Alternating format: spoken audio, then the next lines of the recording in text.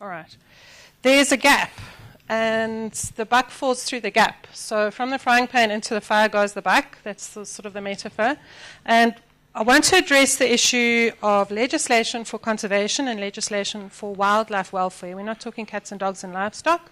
And I want to see how they interact, and I want to see how vulnerable the buck actually is in the system. My co-authors, I would like to acknowledge Jean and Andy from KZN Wildlife, and Karen Trendler also in the audience.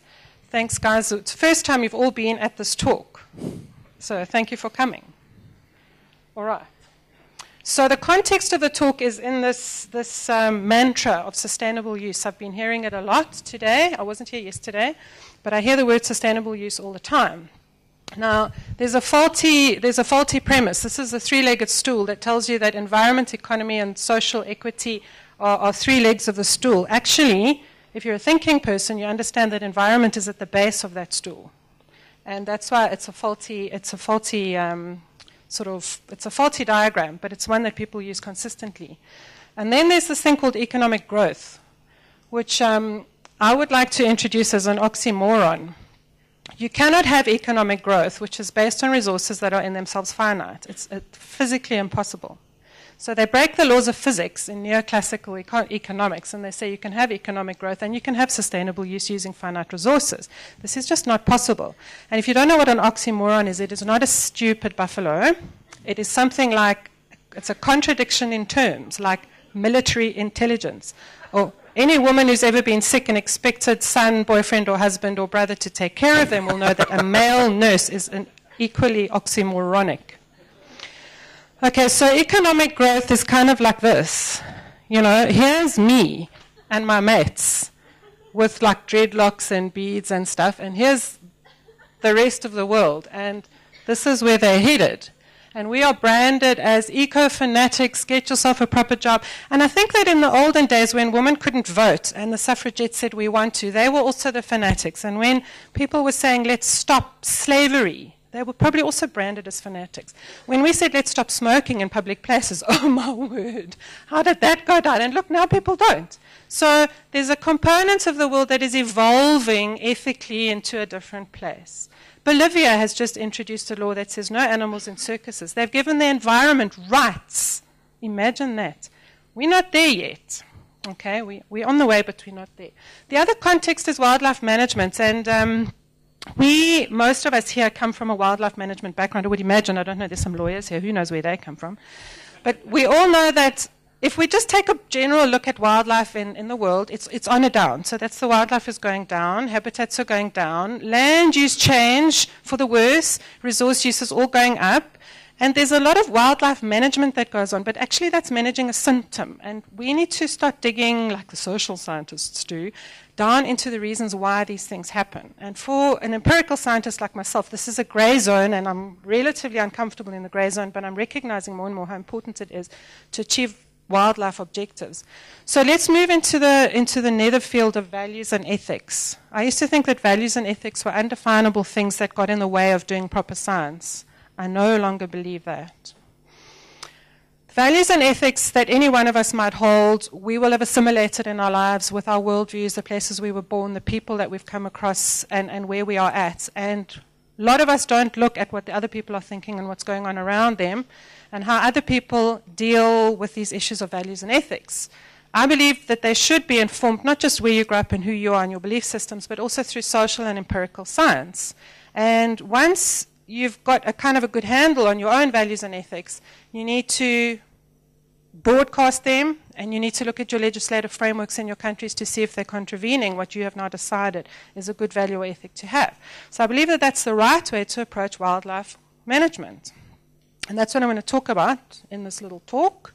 So, use of wildlife. South Africa has 9 provinces, each with their own provincial ordinances to do with wildlife and how we use it. We have national departments. We are one of the greatest commercialized users of wildlife anywhere in the world, and wildlife tourism is one of our top 5 forex earners. It's a big deal. Because of this, because of all of this use, there's going to be conflict. So if the model at the bottom shows you this is wildlife, what do we do with it? Well, we do conservation, or what we call sustainable use, with our wildlife, and that is going to create conflict when it comes to wildlife welfare. Now, what am I talking about? All right, so here's an example. The conflict occurs in those 3 red arrows, and here's some examples of the conflict. For example, the conservation, we will issue a permit for someone to keep an extralimital species in an area where it doesn't have the right habitat. It will die of starvation and you'll have to feedlot it and it becomes a zoo. Culling of elephants without doing the proper research into is it needed. Those are examples. What about sustainable use? I'm sure by now you've got the plot. Elephant back safaris, these game parks, so-called rehabilitation centers, shark chumming, aquaria, many things out there are all done in the name of sustainable use. Crimes committed in the name of sustainable use. Huge conflicts when it comes to the welfare of those creatures. And then what about sustainable use and how it interacts with conservation? I've heard lots of arguments that you should have extralimital species in area A and B because of wildlife meat trade. Hybrids are being introduced. It's a huge conservation issue genetically, ethically, in many fields. There's a lot of conflict out there. But fortunately, there are groups, and thank you very much, Clara, for introducing the OIE, the World Organization for Animal Health. And they're an international organization that is starting to think about these things in a very global way. So, for example, when it comes to this arrow there, the one on the left, they have brought lots of publications, lots of people together, lots of thinking around those issues. They've published them. When it comes to the sustainable use, they have put forward a lot of standards. South Africa has not yet implemented them. And then this concept of One Health. And for me, the One Health concept is very informative and it's a very good platform. It's very integrated, very interdisciplinary, and I believe in it. I think it's a good way to go, and I'm glad that UP has taken it on board. I've already spoken about these value systems. There's a very simplistic little picture about you can't do conservation before breakfast. Poor people don't have choices that rich people do, and you give rich people choices, they do stupid stuff like ride elephants. We have different value systems, and consequently our legislation fails. And the welfare buck gets passed. It falls through the net. So the problem is that our Constitution enshrines this concept of sustainable use. The Bill of Rights tells you that you have the right to use nature as long as you can prove that it's economically or justifiable or some such other drivel. Now, that is not a license to kill, okay? But that is how it is interpreted. And now, to make the problem worse, Department of Environmental Affairs, who now enshrines the mantra of sustainable use, they write our conservation legislation. But the people who actually have our animal welfare legislation happen to be the Department of Agriculture and Fisheries and Wada Wada. And they're a production-oriented organization. So now please tell me, who's going to take care of wildlife welfare committed in the name, crimes committed in the name of sustainable use or in conservation? Nobody. So what happens is that the buck falls through and something terrible happens. Somebody issues a permit for something, that something is horribly treated. DEA says, no, go across to DAF. They have animal welfare legislation. They say, no, we're too busy with pigs and cows and cats. And what happens is the buck falls through and the NSPCA is called in to clean up. The NSPCA does not have the financial resources to deal with the problems created by these two organizations. Okay? This is complete nonsense. We can fly to the moon, but we can come up with this kind of nonsense. We need to actually do something about it because these creatures down the bottom are there today, and they are there because of this fragmented legal system. So there's also an inconsistency here because DIA has a lot of legislation that deals with welfare. For example, in some for listed species, they tell you the kind of gun caliber you must use. They talk about anesthesia and other things. But yet when it comes to wildlife welfare, they say, no, sorry, that's a DAF issue. It's an inconsistency. And we hear this, I've been hearing this all day. Inconsistency, fragmentation in legislation. So conservation biologists have been accused of not selling ourselves properly and so on and so forth. But you lawyers, oh my word, you have to help us. Okay, so what's the problem? Here's the summary. Our laws promote sustainable use. This is it.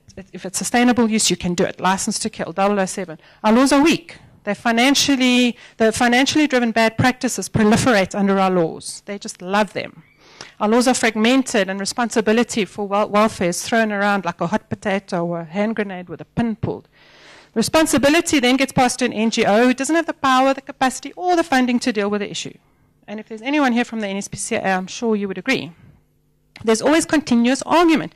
We have stakeholder arguments about what is right and what is wrong. And the reason is we have different value systems and we do not have a well-defined ethic. We have not applied our minds to the ethics of how we treat animals. And I think the Dalai Lama said you can judge a man, or Mahatma Gandhi, or someone said you can judge a man by how he treats animals. So case studies. Where's my chair? How am I doing for time? Fine. Okay, cool.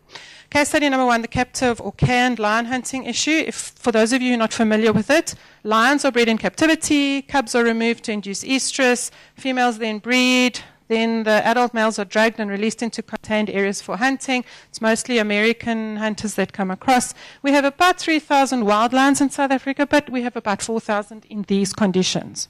So what did we do about this? Well, a lot of people got upset.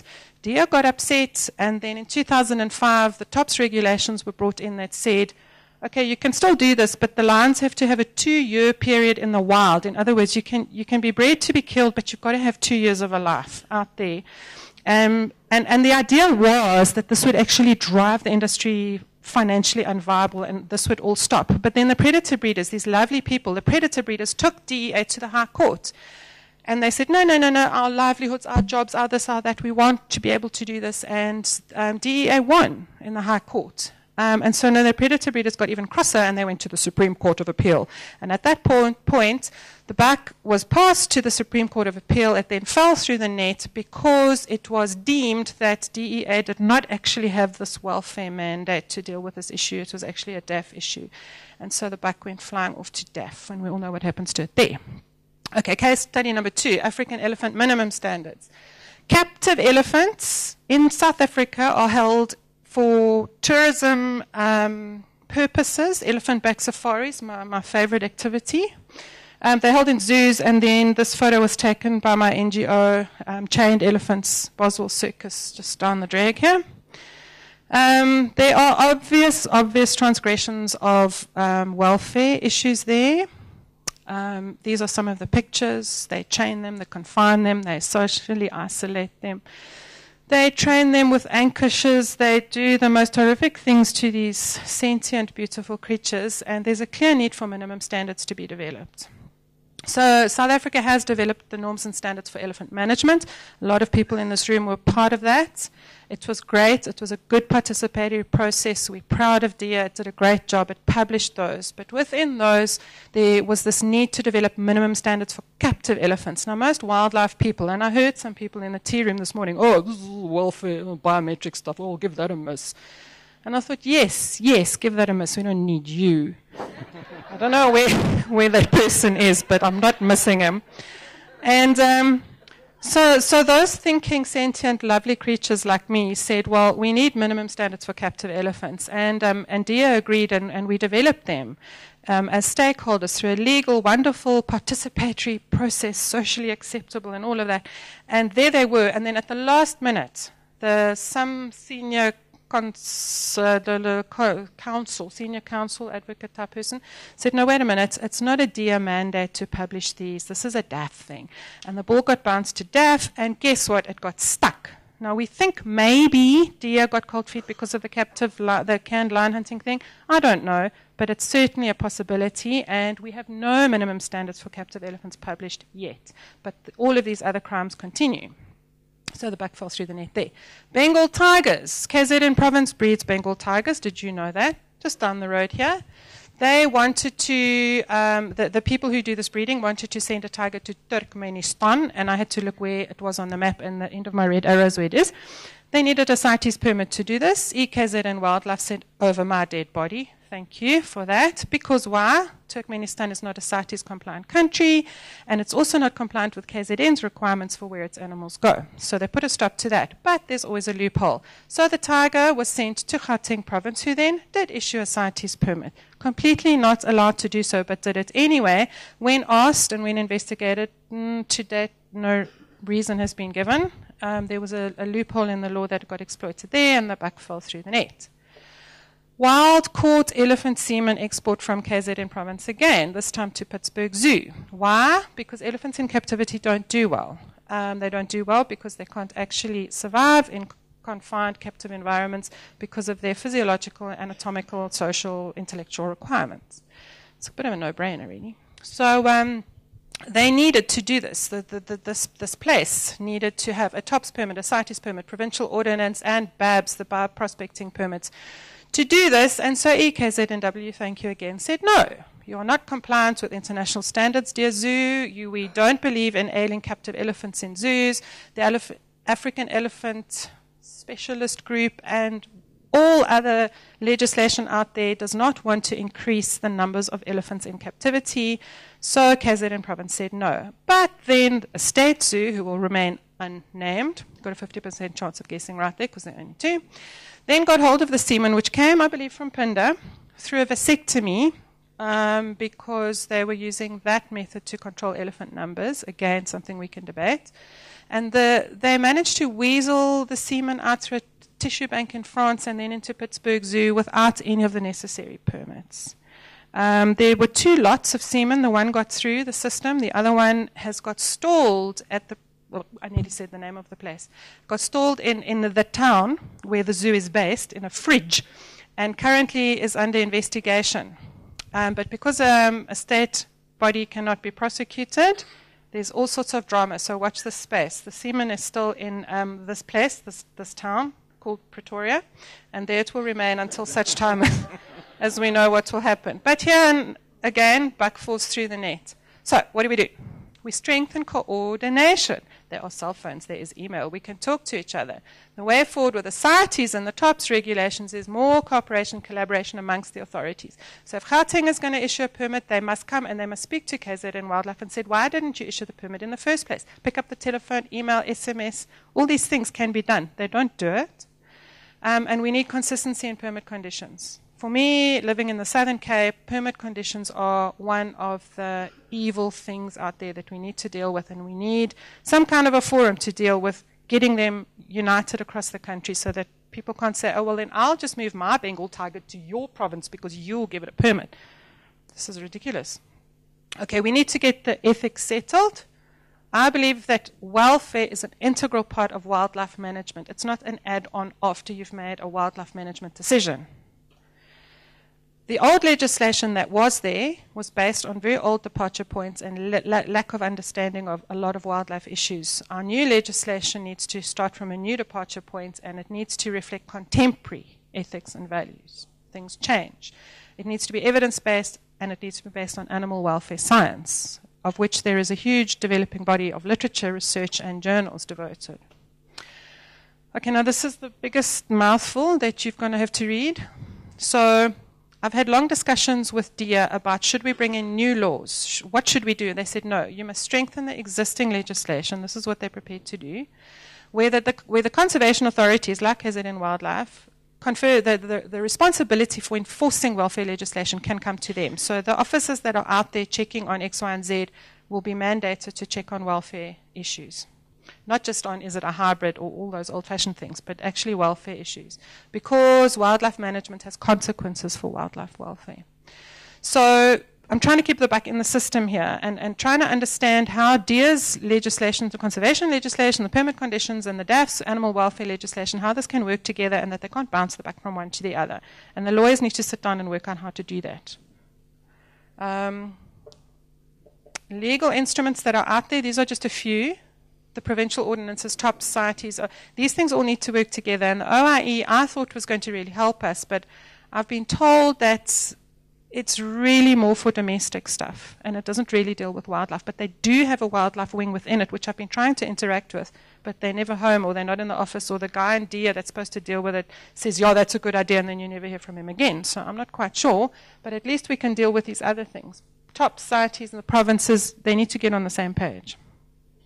If you are interested in anything you've heard here, there are things happening out there in the world. There's a whole new movement called Compassionate Conservation, started by the Born Free Society. They have a website. There are things happening there. My little NGO, you can contact me if you want to find out something about something. And there's my email address at the bottom. And if you forget it, just remember the Gems book. Thank you.